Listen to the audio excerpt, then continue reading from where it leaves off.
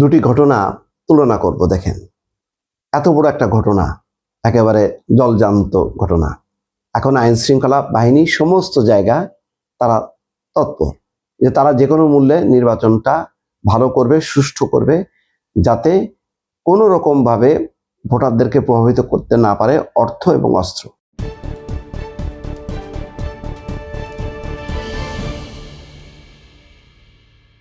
জামাতের আমির, ঠাকুরগাঁ জেলা জামাতের আমির সৈয়দপুর বিমানবন্দরে আটক হলেন 50 লাখ টাকা সহ। সেটি মেশিনে গোনা হচ্ছে, ধারণা করা হচ্ছে যে এটা 50 লাখ টাকারও বেশি হবে। এই খবর আসা মাত্রই জামাতের পক্ষ থেকে বলা হচ্ছে যে এটা অপপ্রচার, এটা হলো তার ব্যবসায়িক, বলছেন যে এটা নিছক অপপ্রচার, এটি তার ব্যক্তিগত ব্যবসায়িক অর্থ দাবি করছেন জামাতের মুখপাত্র এহসানুল মাহবুব জুবায়ের। স্বীকার করবে না। গতকাল রাতে দেখেন আরেকটা ঘটনা, সেটা হচ্ছে মঞ্জুল আহসান মুন্সি, দেবিদ্বার, কুমিল্লা 4। সেখানে একটা আমরা ভাষণ শুনলাম যে বিএনপি ক্ষমতায় আসার পর যদি শোনা যায় যে কেউ বিএনপির বিরুদ্ধে ভোট দিয়েছে, তাদের ঘর বাড়ি জ্বালায় দেওয়া হবে, এটা আমি ঘোষণা দিচ্ছি। তার এই অধ্যত্বের ভিডিও প্রচার হওয়ার সাথে সাথে বিএনপির সকল পদ থেকে তাকে অব্যাহতি দেওয়া হয়েছে।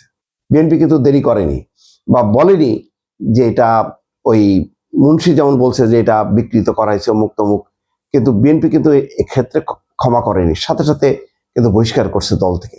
আর এখানে যে অর্থ সহ ধরা পড়লো এরকম ভোটের আগের দিন, এটা বোঝায় মানে কারোর কি বুঝতে বাকি থাকে যে এই সমস্ত অর্থ কোথায় কোথায় বিলি বন্টন হবে। এটা ভোটের কাজে বিলি বন্টন হবে, যেটা সম্পূর্ণভাবে অবৈধ, যেটা একেবারে অসৎ একটি কাজ।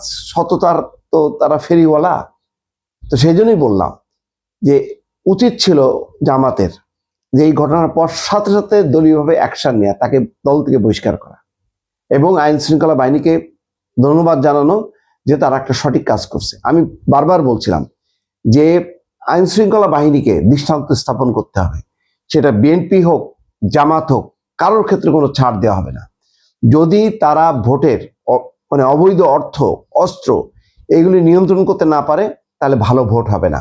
কারণ টাকার দ্বারা যদি প্রভাবিত হয়, এক একটা পরিবারকে কোনো কোনো শোনা যাচ্ছে 3,000, 4,000, 5,000, 10,000 করে টাকা বিলি বন্টন করা হচ্ছে, কেনা হচ্ছে রীতিমতো ভোট।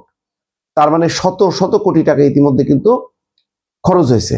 শুধু দুঃখ লাগে যে এই তৎপরতাটা যদি আরো আগের থেকে যদি আইন শৃঙ্খলা বাহিনী তৎপর হতো, গোয়েন্দা সংস্থার মাধ্যমে কোন কোন ব্যাংক তাদের অর্থগুলো বিভিন্ন জায়গায় জায়গায় মানে সন্দেহজনকভাবে তারা ট্রান্সফার করছে, এই জায়গাগুলো যদি তারা মনিটর করতো, আমার ধারণা যে আরো আগে থেকে অনেক কিছু গোটায় আনা যেত। শেষ মুহূর্তে তারা একটা ঘটনা ধরা পড়ার পরও জামাতের দেখেন তারপরও তার পক্ষই নিচ্ছে। তার মানে জামাত কোনোভাবেই স্বীকার করবে না যে তাদের দলের লোকজন বা তারা যে কোনো অন্যায় করতে পারে, এটা স্বীকার করবে না। শাহরিয়ার কবিরের ব্যাপারে দেখেন একদম প্রকাশ্যে টাকা বিলি বন্টন করতেছে, যেটা ভিডিও আছে। কোনো অ্যাকশন দেখছেন? একটা বলা হলো বলবে যে না, সে তো সাধারণ মানুষকে তার এটা ইচ্ছা অনুযায়ী সে দিচ্ছে, এটা পারে এইভাবে। এই ঘটনাগুলি যদি বিএনপির ক্ষেত্রে হতো তাহলে ছাড় দেওয়া হতো? তাহলে বিএনপি অ্যাকশন নেয় আর তারা অ্যাকশন না নিয়ে প্রশ্রয় দেয়। পার্থক্যটা এটাই দর্শক।